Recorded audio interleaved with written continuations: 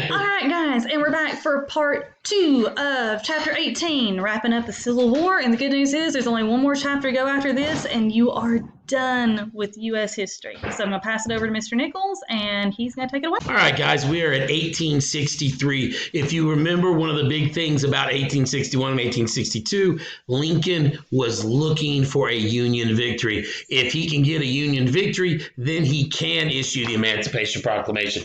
If you issue the Emancipation Proclamation before you get a Union victory, it's going to almost look like the North is giving up. The North is just grabbing at straws. You also aren't going to have the slaves feel like they have a reason to leave to a country that's losing the war. So if your country is clearly winning, then you can issue it. And so after you have your victory in September, Lincoln sets it up to be on January 1st of that year in 1863. He issues the Emancipation Proclamation. It declared that slaves in the southern states were free, but when I talk about southern states, yes, they are free. But if you remember, they have started the CSA, the Confederate States of America. So this is like me issuing an order that in Canada, taxes on gas doesn't matter now. Well, it wouldn't matter if I issued that because it's another country. They're not going to follow what we say. Now, if we take over Canada, then they would have to follow that. And so the big thing is trying to, like I said, to get the victory and then for the slaves to realize they're free so that they can start to get to their freedom. Now, what would happen as the North goes through the South in the Civil War, as we take Nashville, as we talked about with Ulysses S. Grant and stuff last time, the slaves that were in that area would actually come over to the Union side. They would get their freedom and stuff like that. But it was more of you've got to wait and make sure that if you're going to be free, that side is going to win the war. So you do have the slaves being freed. Does that make any slaves leave other than the ones as we go through like Nashville and stuff like that? No. Because first off, the South is ignoring the document. The plantation owners aren't telling the slaves that they're allowed to be free. They've also had that issue under one of the black codes that they couldn't learn to read or write. So it's not like the slaves know that the document is out there. But one thing this really does is it makes it clear why we were fighting. You always have that debate over states' rights or slavery, and it's a little of both because the state right they wanted was slavery. So however you look at it, it is definitely assured now what the fighting is for. So there is a picture of the Emancipation Proclamation and his signature on it. So let's go into things that happened in 1863. 1863, you have the Battle of Chancellorsville. It is fought up in the woods. It is heavy, deep in the woods. And the South beds down in there. They're all in there. They're putting up their breastworks. They're getting safe. And it gets to the nighttime. The next day is going to be the big battle. Both armies are there. Stonewall Jackson at this point, he is checking on all his men. And so he's checking on them, and then Lee has him move his men in around behind a little bit more. And then he goes back out and he's checking on them again and everything. He has been up all night long just checking on his men, making sure they're ready for the day's battle the next day.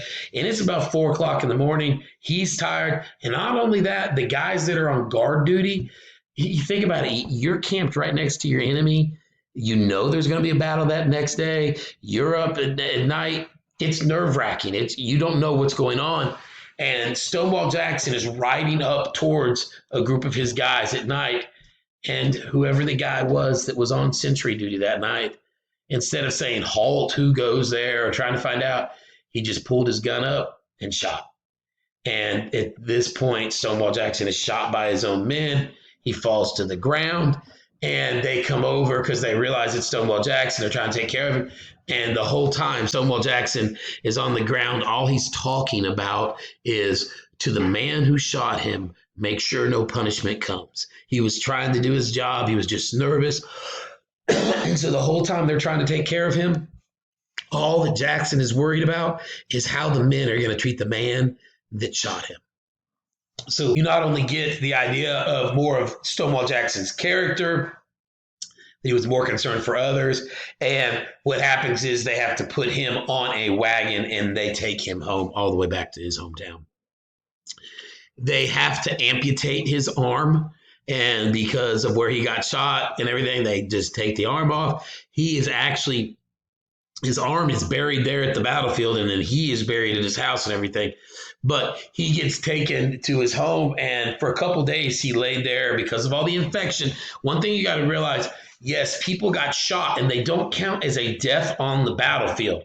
But most of those people that got shot, they died later within a couple of days. And so they never counted as a death on the battlefield. There's a lot more people died than we think because we just counted them as, oh, they got hurt. Well, here you got Jackson is counted as, oh, he got hurt. But then he goes home. He's in the fever because when they would cut the arm off and stuff, guys, the way they would do it is literally just a saw, like what you use with the wood. There's no difference on anything. They would have 4 guys, one guy hold down each limb. You know, got a guy in your leg, guy in your leg, guy in your arm, guy in your arm, hold you down and just saw off what they needed to. At that point, you take something hot, you singe it up against it to stop the bleeding and to try to think, and then it just heals on its own. But the problem being, you're not in a sterile environment. Most people, because of that, in a couple of days, they're going to have gangrene, they're going to have some kind of infection. And disease was the #1 killer in the Civil War. Stonewall Jackson's at home. He's suffering through this disease. I think this is really interesting. They said that he was sitting there and he was just muttering and muttering. And then all of a sudden he got quiet. And he smiled and he says, I'm going across the Jordan River and I'm going to lay down and rest with my Jesus. And then just, he was gone. And so the best general, other than General Lee, that they have after 1863, the South does not have anymore. And that leads us to July of 1863. We noticed the last time that Lee tried to invade the North, he went up to Antietam, and we've talked about that last week. That was a good victory and everything. Then Fredericksburg right after. But this time, Lee is going to actually invade the North again in July of 1863. He goes up into Pennsylvania. That is going to be the farthest battle North fought. Why was he trying to invade Pennsylvania? That's not near Washington, D.C. It's not near anything that you would think is a great strategic thing. Why would you go into Gettysburg, Pennsylvania? And right outside of Gettysburg, the next little town, there was a shoe factory.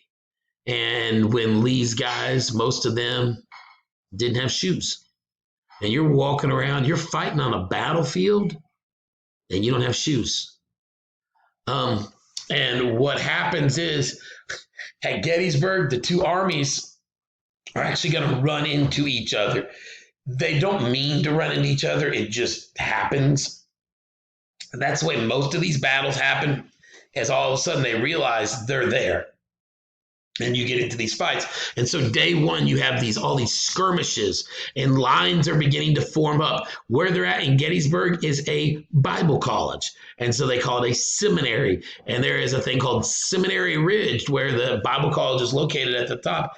And they go up there, they get up in the towers, they're able to look out and see the battlefield. So, I mean, it's a great place for a battle to happen. The first day, you have, like I said, all these skirmishes. You have several interesting things that happen during these skirmishes. On day one, there is one situation to where there's some Northern soldiers, just normal foot soldiers, and all of a sudden some Southern cavalry come in and surround them, and it breaks into a fight.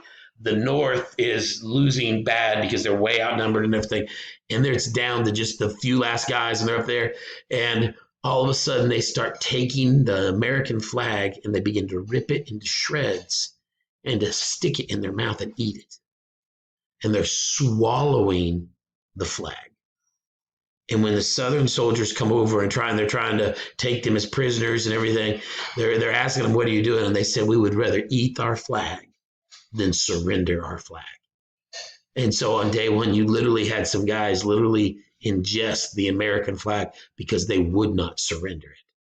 There's another thing there's an incident called Fish in a Barrel because there's some Northern troops coming along this little ridge, and it is a little, dip down. It was for a railroad is what it is. It's just a little dip down. It's probably only 20 foot across. And probably 20 foot up the sides. And the Southern troops were standing at the bottom. Northern troops looked down, saw them in there. There's literally nowhere to run, nowhere to hide. They said the North would stand back away, load their guns, and then lean forward over there, boom, shoot one of them, then lean back where they can't see you, load your guns. And they said it was like shooting fish in a barrel. That's why they call it the fish in the barrel. I mean, it's just little skirmishes like this just breaking out. There's a lot of little heroics and neat things that happen all around the battlefield. But it's all just day one. Now, day two, they've lined up. You've got the South on one side, you got the North on one side, and they're across from each other. And if you look at the way the North is shaped, it's almost like a fish hook. It comes out and goes around this way. Okay? So they're protected this side. This side down here is your least protection. The South is a straight line across. On day two, they realize that you can't go this way on the North because they have that extra line of protection. But if you attack on this side, there is a little place called Little Round Top and Big Round Top. It's these two little hills. It is like the devil's graveyard because it is just boulders and just footholds and just, it's miserably rough, just rocky ground going up the side of a hill. They are going to call it Devil's Den at one point because so many people are dying and being hurt there and everything. Well, the way they had made a line, they were thinking that the South was going to come on this side. And so this side over here had the least number of soldiers. And in fact, where Little Round Top is a gap. And there are no soldiers right there. The South decides they're going to attack from that side, and they send people up, and guess where they send them? Right at Little Round Top. If nobody steps in, the South is going to go right up over the hill and come in behind the Northern troops, and then you would have still the Southern troops in front. The Northern Army would have been lost. And there's a man named Strong Vincent, and you need to see a picture of him sometime. He's a big old rough guy, coolest name you could ever have if your name is Strong and you're a big tough guy. Strong Vincent realizes that there is no gap there, and so he talks to a man named Chamberlain. Chamberlain is a leader, but he is nothing but a school teacher that has taken on the Union Army position and everything. And so those two guys take his troops and move over to Little Round Top. Little Round Top, the entire day, that's where the fighting's going to be. They're going to come up the hill. They're going to be pushed back down. They're going to come up the hill and be pushed back down. They're going to come up the hill and be pushed back down. One right after another, is trying to come up this hill and take Little Round Top. It is some of the most toughest fighting that you could ever imagine. These people just put it out there, and finally, later in the day, it's getting like 5 o'clock, and they have just hit this hill all day long with nothing happening. And finally, the South is coming up again, and Strong Vincent and Chamberlain realize not even all the soldiers there have a bullet left. You're down to the capacity of where some have one shot, some have none. And so this time as the South is coming up the hill and everything, what are you going to do? You can't shoot them. Only some of you can. And so Chamberlain makes a bold move. He tells all his guys as the South is coming up Little Round Top to put on their bayonets and start screaming and running down the hill towards them. And now all these Northern soldiers are running down the hill. The Southern soldiers think those troops have finally been reinforced, and they turn and flee. They run from a bunch of soldiers who don't have bullets in their guns. So, but once again, they didn't know that. And so that ends day two. It's the Little Round Top. There is pictures, like I said, it is boulder strewn, as you can see right there. That would have been some hard fighting going up the sides of those hills. Day three is Pickett's charge. The lines are still across from each other. And at this point in everything, Lee decides that if he can send a straight-on, head-on attack and hit the Northern Army right in the gut and bust through, he'll split the army and he can take that. And so he's going to go right across the center. It is a massive field that is sitting right there. In fact, it is going to be a 1 mile run. across this field. Lee decides that he's going to have his cannons pound that section of the line, and then after a while, he's going to send Pickett, General Pickett, and all his guys to run straight up and bust through the line. And so they begin the day with a cannon barrage like no other. The cannons go for like 3.5 hours of just boom, boom, boom. The thing about the cannons in this day and age, it's black powder, which makes smoke. So after your first shot, you just got to know what the battlefield looks like because it's going to be so smoke covered you can't see what's going on. When the cannons begin to pound the Northern troops, it's actually landing behind them and it's not hurting them. The only thing it's stopping is the North from retreating. And so they waste cannonball after cannonball after cannonball after cannonball. That's not hurting anybody. But the South think, oh my goodness, we have got everybody, we've got this, all right? And so they send Pickett running across the field into the North, and the North still has all their cannons, and these guys are on a 1-mile run. And they are shooting grape shot and cannons. I mean, just one right after, just evaporating soldiers. Guys, across this charge, across this field, you're going to have 9,000 Southern soldiers die. That means of the people, there was 18,000 rushed across there. Half of them died. Just so you know, you're only talking 27,000 total troops that he had. He's going to lose 1/3 of his troops in one battle. Lee had been winning. And at Gettysburg, he loses so much of his troops, 1/3, and the North is adding troops day after day after day. This is the end. It is midway through the war, but it is the beginning of the end. Because after this, Lee will have some victories, but it is never Lee is the aggressor. Lee is this again. It is now Lee is trying to hold on. They said that Lee actually rode his horse out onto the field, and as his troops were coming off the field, all battered and bruised and carrying the wounded, that he was sitting there crying and apologizing. That was my mistake. I shouldn't have done that. Such a loss of troops convinced Lee never to invade the North again. And Gettysburg is going to be over July 1st, 2nd, and 3rd. So isn't it ironic that on July 4th is when all of a sudden you see this thing where they can get the victory. We get right on what is America's Independence Day. The other thing we talked about is Grant out there, and Grant is going to play a point in this turning point also. Let's go ahead and look. There is a general hospital right there at Gettysburg in 1863, and there is at the edge of the woods in Gettysburg, Pennsylvania, July 5th. There's still some laying there. Oh, Gettysburg suffered like you would not believe with some of this stuff going on. It's a small town, wasn't expecting all this to happen. And so if you go to Gettysburg today, it's still a little small town. What's interesting, though, look for the stars on all the buildings, because that means that building actually took a cannonball or a musket ball, something during the battle. And so if you go there, all the buildings are marked, showing you which ones took some damage during that battle. Other things that are interesting about Gettysburg right there before we go on, like I said, it's a turning point of the war.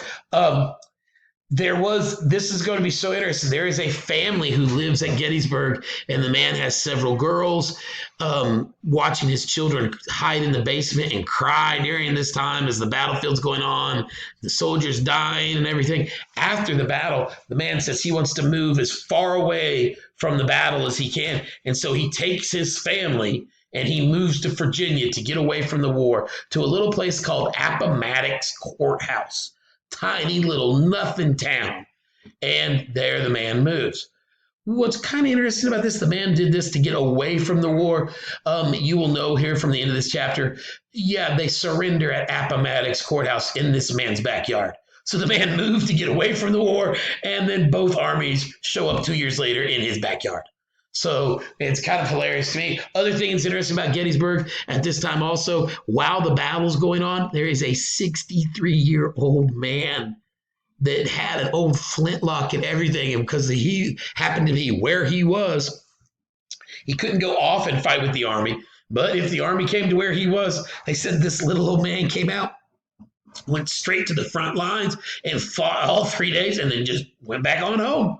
And so they had a local that helped out on that and everything.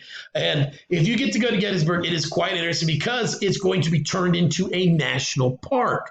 Lincoln decides to travel to Gettysburg and to dedicate it as that. And so that's why if you go there, it is very, very well preserved to this day. So you can see things going on. He travels all the way there, and Lincoln gets up and gives what is called the Gettysburg Address. It starts off 407 years ago. Score is a word that means 20. So 4 20s and 7. This is 87 years ago. What does that mean? 87 years ago? 87 years ago would have been the Declaration of Independence, July 4th, 1776. And so now you're 87 years later. And he starts by referencing that. 407 years ago. And then he says, 4 was created. It's all men were created equal. He references the Declaration, saying that the African-American man is just as equal as us. I mean, what a speech. Lincoln actually showed up to give the speech, and he wrote down on an envelope on his way there what he was going to write down. His speech doesn't even last 2 minutes. I mean, you could do it all right now if you wanted to. The guy that spoke before him spoke for 4 hours. But everybody, and Lincoln even says in his 2 minutes, no one will remember what I say or do here. But what's funny is here we are so many years later, and we all still remember exactly what he said and what he did there. He referenced that all men are created equal. And that's what Gettysburg is going to bring home more than anything. And there is the Gettysburg Address being given and everything. And you can see the people in Gettysburg. There's a little town. I love that Miss Peak adds all these little videos and stuff like that. So we will now hit the other thing that happens in July of 1863, but we will pick that up on the next video. So we'll see you then.